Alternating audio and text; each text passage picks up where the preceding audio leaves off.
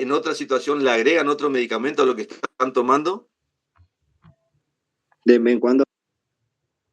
De vez en cuando, pero sí. Sí, entonces, por allá. Sí, profe. Bueno, ¿y vos sabías que ese medicamento puede tener un efecto que puede ser contraproducente con el que está tomando? ¿Sabía o no? Sí, me recomendó el doctor, me comentó.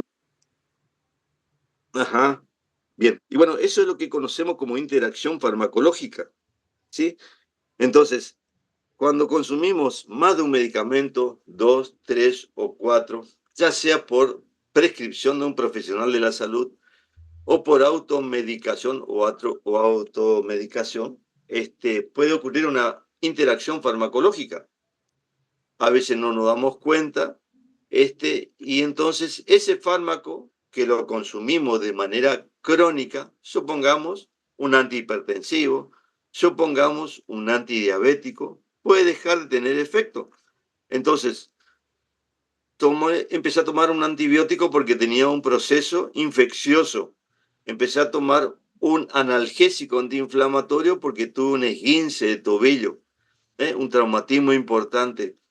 Y a la semana o a los 3 4 días de tomar ese medicamento, veo que mi azúcar, por ejemplo, en el caso de diabetes, aumentó, que mi presión que lo tenía controlado aumentó. Y eso justamente debido a la interacción farmacológica que puede haber entre esos medicamentos. Entonces, ¿cuándo hay una interacción farmacológica? Cuando se modifica el efecto de un fármaco causado por la administración conjunta de otro o de otros fármacos, que puede ser tomado antes de ese fármaco, con ese fármaco o después de ese fármaco. Así que hay que tener cuidado cuando uno toma otro fármaco de lo que está tomando de manera natural. Es obviamente que existen situaciones en las cuales el paciente recibe más de un fármaco para tratar su patología, como por ejemplo la diabetes, la hipertensión, el caso de procesos, como ustedes saben, infecciosos crónicos como la tuberculosis, la lepra, en este caso el HIV, por ejemplo, donde el paciente toma 3 4 medicamentos, pero generalmente uno busca eso, ¿sí? Un efecto favorable, o sea, uno busca potenciar el efecto del otro fármaco para que tenga una mayor acción farmacológica, porque por sí solo es insuficiente. Entonces, tenemos como respuesta de esa interacción farmacológica dos situaciones. Una favorable, que generalmente es lo que buscamos, ¿sí? Bajar la presión, bajar el azúcar, u otra situación que puede ser desfavorable.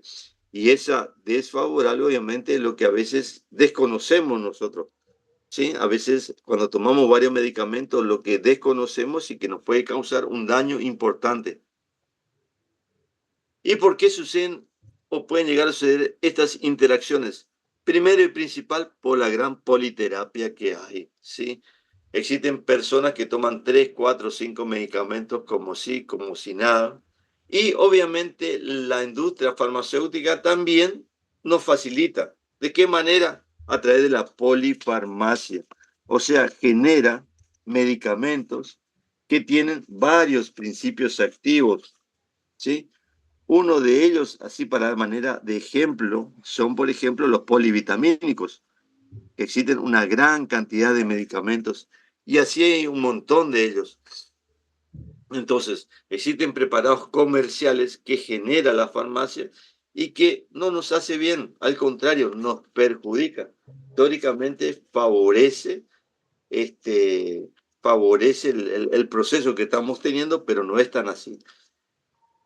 En el estado gripal, ¿escucharon hablar, por ejemplo, de Refrianex o Cura Plus? Sí, Sí, profe. ¿Hubo otro más, NextD, algo así? el Vic. Exacto. Entonces son preparados comerciales que tienen varios medicamentos. Tienen un antipirético, tiene un antihistamínico, tiene un descongestivo y a veces le agregan otras sustancias como mucolítico, expectorante, que no le suman para nada. Lo único que suma es el gasto. Si uno tiene fiebre, tiene que tomar un antipirético. Si uno tiene un estado alérgico, tiene que tomar un antialérgico. Obviamente que existen situaciones en las cuales uno tiene que tomar dos fármacos debido a que tiene, por ejemplo, un estado alérgico y un estado febril, pero no necesariamente lo debe tomar de manera conjunta, sino separados. Uno a una hora y otro a otra hora, en diferentes presentaciones. No sé si queda claro eso. Sí, profe. ¿Sí? Eso es mejor entonces, a consumir la polifarmacia. Pero laboratorios siempre nos generan, y es lo que nos meten en la cabeza y a veces es lo que consumimos.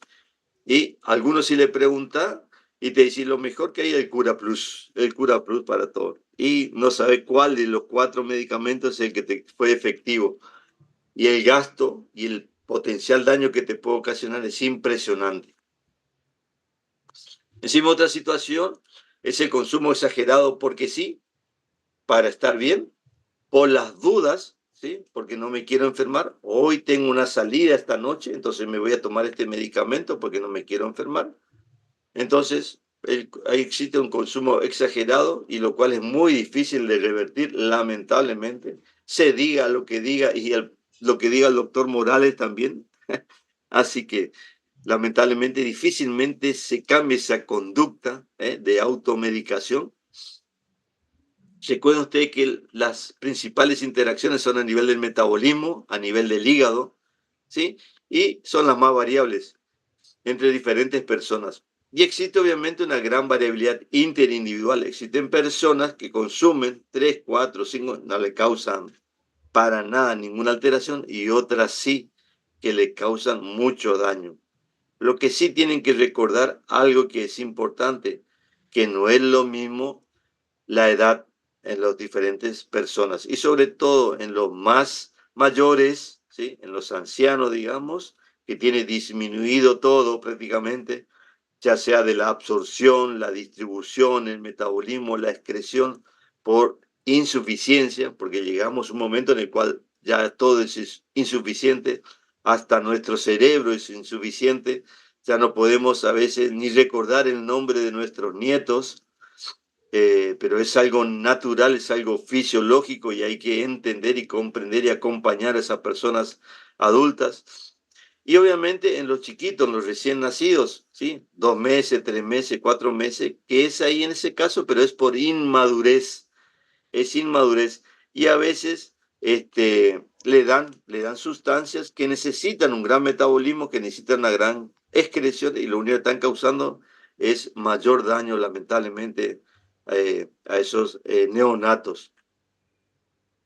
La población más sensible entonces son los ancianos, los polimedicados, aquellos que tienen, por ejemplo, una patología cardíaca, pero no solamente hipertensión arterial, sino ya tuvo un infarto de miocardio, tiene insuficiencia cardíaca, tiene edema pulmonar, tiene problemas reumatológicos y está tomando un montón de medicamentos, tiene problema hepático y aquellos que tienen patologías graves que no toleran un descenso en la dosis del medicamento, en la cual también es importante.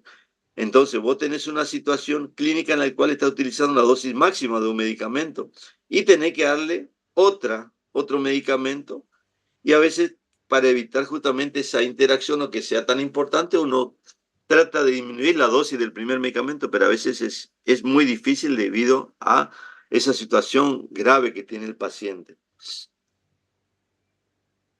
Factores del paciente, ya le mencioné algunos, como la edad del paciente. También es importante el género, ¿sí? El estado hormonal y algunas condiciones clínicas preexistentes. Por ejemplo, arritmias cardíacas.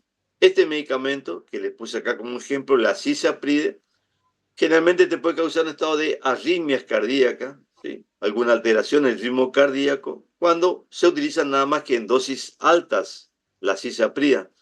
Pero en aquellos pacientes que tienen alterado algo en el ritmo, como por ejemplo el intervalo QT, puede causar ya en dosis bajas ya pueden causar arritmias cardíacas. O puede ser que existan otros fármacos que está tomando, como en este caso macróleos, que son antibióticos, como por ejemplo la eritromicina, la acitromicina, que van a inhibir al sistema microsomal a nivel hepático, donde se metaboliza la cisaprida. Ya lo voy a explicar esto. Entonces, van a inhibir su metabolismo, por lo tanto, va a aumentar la dosis, la concentración de cisaprida en plasma y va a tener ese efecto de arritmia cardíaca. ¿Dónde pueden ocurrir esas interacciones? Obviamente, desde que se van preparando ya pueden ocurrir esas interacciones farmacológicas. También a nivel farmacocinético y farmacodinámico. Farmacocinético es lo que más o menos traté de explicarle a nivel de la absorción, de la distribución, del metabolismo y la excreción, y farmacodinámico a nivel del efecto farmacológico, ¿sí? De la acción farmacológica. Dentro de la farmacéutica, como yo le dije, es previamente cuando se preparan. Entonces existen sustancias en el cual, por ejemplo, dos antibióticos, la penicilina, la gentamicina, ¿sí? Cuando uno lo prepara en una misma ampolla, forma un precipitado insoluble, ¿sí? Y prácticamente no se puede administrar. Existen otras, como por ejemplo también un antibiótico, la ciprofloxacina, que hay incompatibilidad con furosemida, que una veces o cuando manda a administrar por suero al paciente, son incompatibles, porque uno prácticamente va a causar que el otro no tenga acción farmacológica, así que hay que tenerlo presente. Ocurren cuando se combinan soluciones de fármacos, por ejemplo, en una jeringa o una botella, por ejemplo. Así que hay que tenerlo presente esas interacciones farmacéuticas. Y después, como yo le dije, las farmacocinéticas y las farmacodinámicas. Puede ser a nivel farmacocinético que se modifique la motilidad gastrointestinal, entonces le damos un medicamento que acelera el tránsito gastrointestinal, porque existen personas que tienen un tránsito intestinal lento, entonces uno le da un fármaco que acelere el tránsito gastrointestinal y necesitaba un tiempo X para que se absorba ese medicamento y lamentablemente no se va a absorber. Puede tener también, como yo le dije, cambios en el pH, ¿sí? Fármacos que van a inhibir la secreción del pH y obviamente va a evitar que se absorban ciertas vitaminas que son importantes. Otras sustancias como por ejemplo los cationes bivalentes, el calcio, el magnesio, el aluminio, pueden formar una sustancia insoluble que se llaman quelatos con este antibiótico, con las tetraciclinas, y obviamente no se van a absorber, ¿sí? Entonces, no es que uno le va a dar calcio, le va a dar magnesio, aluminio, a veces simplemente dando las tetraciclinas, porque algunos quieren tomarlo con leche, pueden tomarlo con yogur, con queso, y bueno, eso tiene contenido en calcio, tiene contenido en aluminio, magnesio, obviamente no se va a absorber. Carbón activado, por ejemplo, va a formar quelato con la aspirina, que es lo que se da cuando existe intoxicación con aspirina. Y otro como el hierro, bifosfonato, quinolona antiaérea. Acá hay varios ejemplos para que lo tengan presente. Una regla general en farmacología para evitar las interacciones es tratar de dar los medicamentos con un intervalo de tiempo de 2 a 3 horas, porque es el tiempo en el cual ese medicamento ya se absorbió, ya tuvo su efecto farmacológico. Entonces, uno trata de evitar en líneas generales, no siempre, pero trata de evitar dando con un intervalo de 2 o 3 horas entre uno y otro fármaco. Algo característico y siempre mencionamos como ejemplo es el hecho de los anticonceptivos y los antibióticos. En este caso específicamente se nombran las penicilinas porque son los antibióticos que más van a prescribir usted el día de mañana. Llámese amoxicilina, llámese benzilpenicilina, llámese ampicilina, ¿sí? Son los antibióticos que más van a prescribir. ¿Qué pasa cuando damos anticonceptivos? Cuando la paciente está tomando anticonceptivos por planificación familiar, entonces, dentro de esos anticonceptivos, sobre todo lo que contiene estrógenos, estos van al hígado, se conjugan con el ácido glucurónico y sulfato en el hígado. Esos conjugados se eliminan por bilis y van al intestino. En el intestino necesitan de las bacterias intestinales para hidrolizar esos conjugados, que después se van a reabsorber la circulación y recién ahí van a tener efecto farmacológico. ¿Qué pasa cuando el paciente toma antibióticos? ¿Qué pasa? se modifica la flora intestinal normal. Entonces, esas bacterias intestinales que son importantes para hidrolizar los conjugados de estrógenos no van a estar. Por lo tanto, no se van a hidrolizar los conjugados y esa anticoncepción por planificación familiar que uno está buscando va a fracasar totalmente. Así que recuerden eso. Cuando le van a mandar anticonceptivos, está mejor dicho, cuando están tomando anticonceptivos, ustedes le van a prescribir antibióticos. Entonces ustedes me van a decir, ¿y qué hago? Como siempre, ¿y qué hago? ¿No le doy nada? Sí, tienen que darle. Entonces, ¿qué uno debe hacer en esas situaciones? Obviamente, doble protección o triple protección, ¿sí? O abstinencia absoluta, lo cual es más difícil, pero bueno, una doble protección, triple es suficiente en esa situación, porque ustedes le van a prescribir el antibiótico. A nivel de transporte y la distribución, como dijimos, se unen a proteínas plasmáticas, fundamentalmente a las albúminas. El fármaco libre es el que tiene mayor acción farmacológica. Entonces existen fármacos que son, yo le dije, sustancias químicas y que van a tener afinidad hacia la albúmina, uno en mayor y otro en menor porcentaje. ¿Sí? Uno se une en el 90%, 95%, 99%, otros se pueden llegar a unir a esa proteína plasmática en un 40, 50, 60%. Entonces, ¿quién va a ganar en esa unión a proteína plasmática? El que tiene mayor afinidad, el que se va a unir en más del 90%. Entonces, ¿y qué pasa con el otro fármaco? El otro fármaco va a estar libre, entonces va a tener mayor efecto farmacológico. Y si ese efecto farmacológico, por ejemplo, era de bajar el azúcar, puede causar una hipoglucemia al paciente, porque uno lo daba cada 8 horas, una cierta dosis. Entonces sabe que puede bajar el azúcar hasta por ahí, pero estaba tomando también un derivado de los AINES, un ibuprofeno, un diclofenac, cualquiera de ellos, y ese desplazó al hipoglucemiante y causó obviamente un mayor efecto del hipoglucemiante debido a que los AINES se unen en mayor porcentaje a las proteínas plasmáticas. A nivel del metabolismo también es importante y es uno de los más importantes, mejor dicho, y los más variados también que puede ocurrir en el organismo. Y tenemos acá dos situaciones que es importante que lo recuerden, que puede haber inducción enzimática e inhibición enzimática.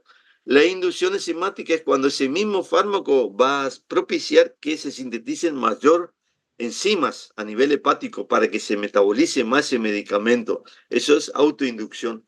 O puede hacer que cause una heteroinducción, o sea que induzca el metabolismo de otro fármaco, interacción farmacológica. Entonces, al aumentar el metabolismo del otro fármaco, va a hacer que disminuya su efecto farmacológico. Entonces, es importante a tenerlo presente aquellos fármacos que son inductores enzimáticos. Generalmente, para que se produzca eso, requiere de 1 a 2 semanas. Acá tenemos algunos fármacos, ejemplos de fármacos inductores enzimáticos, como por ejemplo la carbamazepina, la fenitoína, el fenobarbital. Estos son fármacos que se utilizan para fundamentalmente tratar estado de convulsión, anticonvulsivantes. Después tenemos el alcohol, que se comporta como inductor enzimático, pero en ingesta crónica, no cuando uno toma de manera aguda, como suele pasar los fines de semana.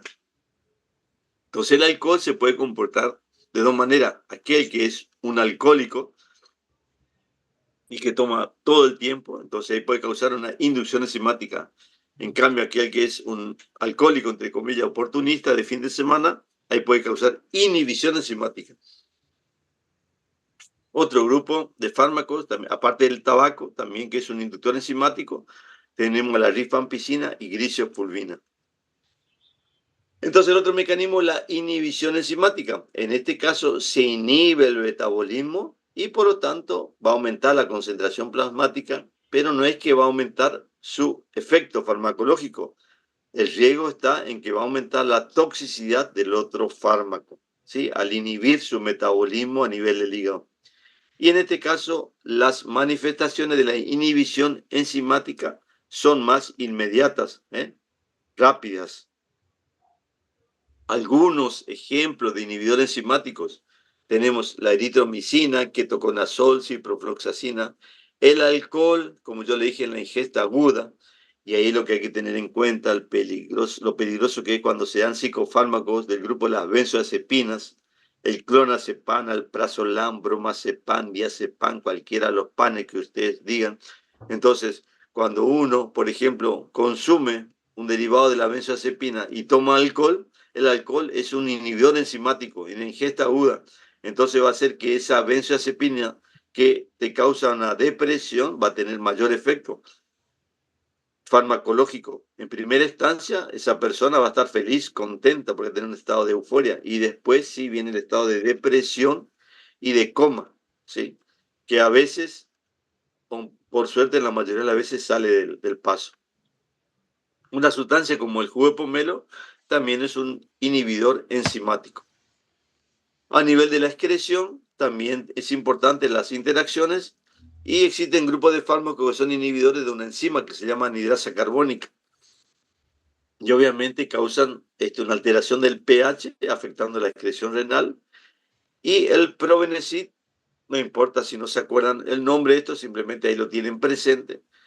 También es a nivel renal que sobre todo altera la secreción tubular activa, el Probenecid. Dentro de las interacciones farmacodinámicas, que son también importantes, tenemos dos situaciones. Efecto de sinergismo, que es lo que muchas veces tratamos de buscar, pero puede haber también un efecto de antagonismo y que en algunas veces también buscamos. Pero el efecto de sinergismo es lo que, ejemplo clásico, lo que ustedes van a ver cuando utilizan su anestuvo, que tiene un anestésico local y un vasoconstrictor, que es lo que ustedes van a utilizar constantemente. Entonces, se potencia el efecto del uno con el otro. Ya vamos a ver bien cuando veamos anestésicos locales. Hay un efecto de sinergismo. Y antagonismo es, por ejemplo, cuando se dan aquellos pacientes que se intoxican, como le dije yo con la benzodiazepina, como el flumacenil, ¿sí? Porque compiten por su receptor. Entonces, al darle flumacenil, van a competir por el receptor y va a tratar de que ese efecto depresor de los benzodiazepinas no se esté cumpliendo. O en el caso de los intoxicados por opiáceos, como la morfina, la heroína, sea la naloxona, ¿sí? Naloxona. De vuelta, ténganlo simplemente presente en estos ejemplos, pero no ocupen su memoria para esto porque no lo van a utilizar. Estas interacciones pueden ser directas o indirectas. ¿Cuándo son directas? Cuando actúan por el mismo mecanismo de acción. Ejemplo, el ibuprofeno, maldiclofenac, lo cual está pésimo la utilización de dar dos fármacos del mismo grupo, pésimo. Entonces, eso no se debe hacer nunca, porque los dos tienen el mismo mecanismo de acción y obviamente que el que tenga mayor afinidad va a tener mayor efecto y el otro va a carecer del efecto, no va a tener un efecto farmacológico. Pero son más importantes aquellos, por ejemplo, que son depresores del sistema nervioso central, cuando se utilizan varios depresores, no solamente psicofármacos, sino también el alcohol, que es un depresor del sistema nervioso central, derivado de los opiáceos, del opioide para el tratamiento del dolor, por ejemplo, o a nivel cardiovascular también pueden tener un efecto importante. O interacciones farmacodinámicas indirectas es cuando no tienen el mismo mecanismo de acción, pero acá vamos a sumar más bien los efectos adversos. Por ejemplo, AINES, como les dije hoy, los AINES, ibuprofeno, naproxeno, diclofenac, con anticoagulantes. Entonces, ambos son proulcerogénicos y obviamente van a causar un riesgo, cuando vamos a manera conjunta, de hemorragia digestiva, ¿sí? De hemorragia digestiva. O AINES más antihipertensivos. Los AINES, ya vamos a ver cuando veamos el capítulo de AINES, van a inhibir a prostaglandinas específicas a nivel renal y va a hacer que algunos grupos antihipertensivos de los grupos que hay tengan o carezcan de efecto farmacológico y obviamente la presión del paciente no le baje.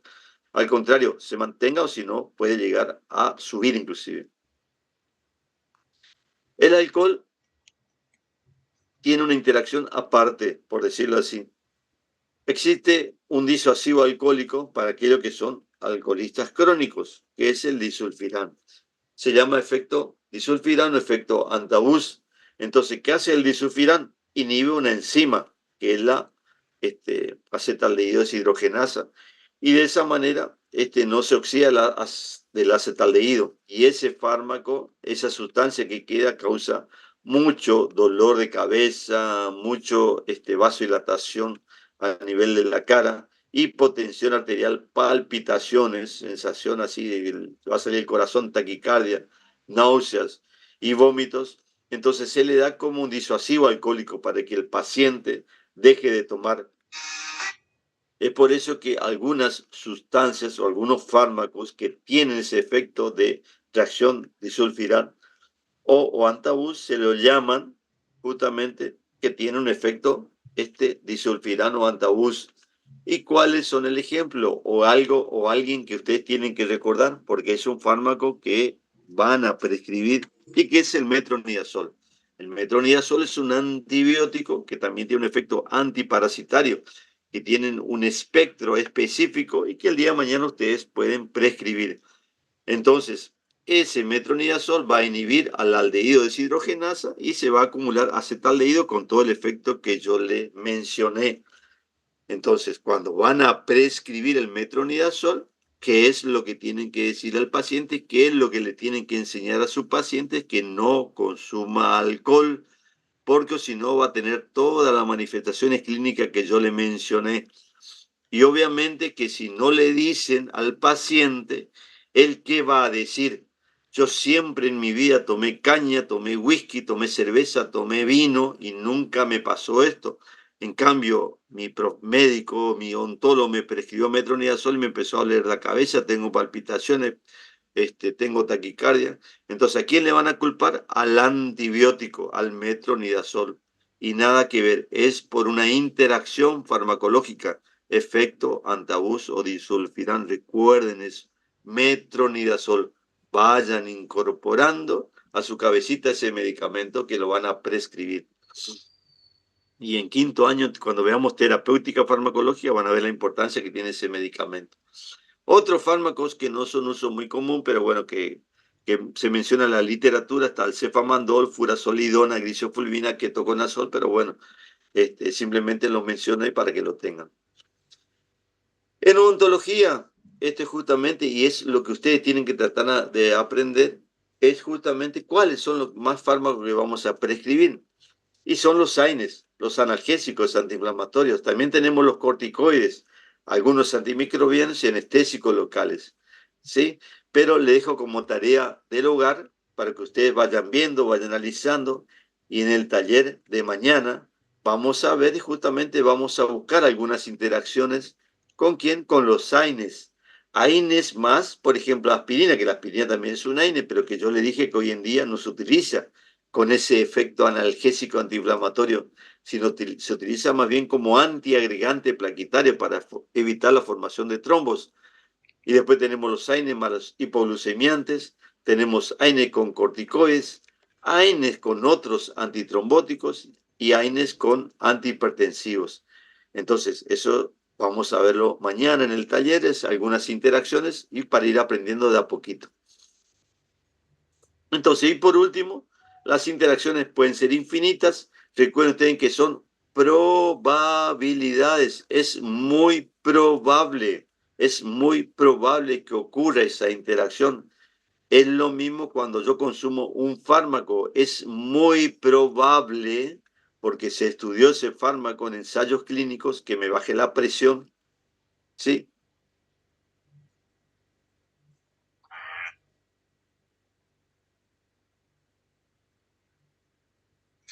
Pero no necesariamente va a tener ese efecto farmacológico. Así que, bueno, chicos, eso ha sido todo. No sé si hay alguna pregunta. Como yo le digo, este es el primer paso. Estamos empezando, hay muchas cosas, pero tienen que ir empezando a manejar algunos términos. Como yo le dije, eficacia, efectividad, potencia, qué es seguridad. Cuando hablamos de efectos colaterales es importante saber eso. Efectos secundarios. Así que de a poquito vamos a ir aprendiendo. No se desesperen y traten de aprender. Y recuerden ustedes que cuando van a manejar fármacos, van a ser pocos los fármacos, van a ser pocos. Entonces, esos 10, 12 fármacos que pueden prescribir el día de mañana, lo tienen que saber bien, su farmacocinética y su farmacodinámica. ¿Alguna pregunta? ¿O damos por concluida la clase?